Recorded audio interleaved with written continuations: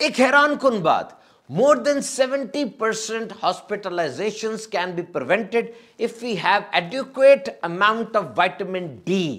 ہسپتالوں میں جو لوگ داخل ہو رہے ہیں 70% یہ کم ہو سکتے ہیں اگر ہم اپنا وائٹامن ڈی کا لیول پورا رکھیں. یہ جو مسلز میں ویکنس ہو جاتی ہے، جسم میں درد ہو جاتی ہے، تھکاوٹ فٹیگ ہو جاتی ہے، موڈ خراب رہتا ہے، ہیئر لاس، بال گر رہے ہیں، لوور بیک پین ہو رہی ہے، نیند صحیح نہیں آ رہی، زخم آہستہ مندمل ہو رہے ہیں، صحیح ٹھیک نہیں ہو رہے، اور بار بار بیماری آ رہی ہے، اس کی ایک وجہ وائٹامن ڈی کی کمی بھی ہے. And in Pakistan we are facing highest incidences of vitamin D deficiency.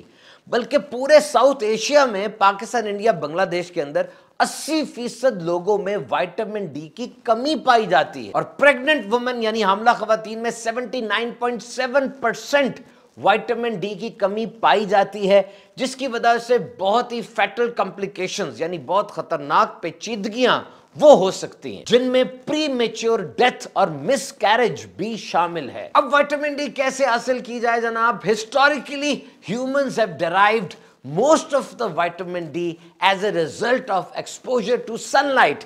یعنی سن لائٹ یہ جسم میں وائٹامن ڈی کی پروڈکشن میں اہم کردار ادا کرتی ہے. پاکستان ویسے سب ٹراپیکل کلائمیٹ میں ہے، یعنی پورے 12 ماہ یہاں سورج کی روشنی ہوتی ہے، لیکن پھر بھی یہاں پہ وائٹامن ڈی لیولز بہت کم ہیں.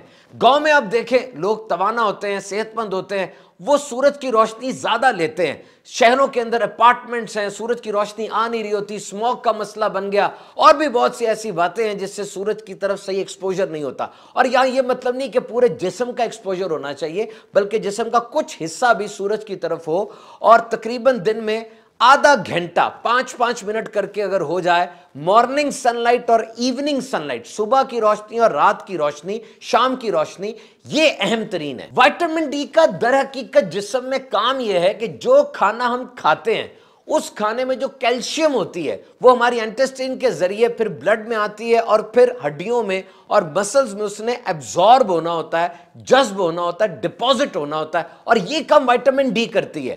اگر وائٹامن ڈی نہیں ہوگی تو یہ کیلشیم صحیح طریقے سے ہڈیوں میں اور مسلز میں نہیں جائے گی. تو اگر وائٹامن ڈی تو ہے لیکن کیلشیم نہیں ہے تو اس کا بھی کوئی فائدہ نہیں ہے. تو کیلشیم انٹیک یہ بہت ضروری ہے. تو اگر سن لائٹ پراپرلی نہیں لے پا رہے تو وائٹامن ڈی اب ڈائٹ کے ذریعے اور سپلیمنٹس کے ذریعے لینی ہے.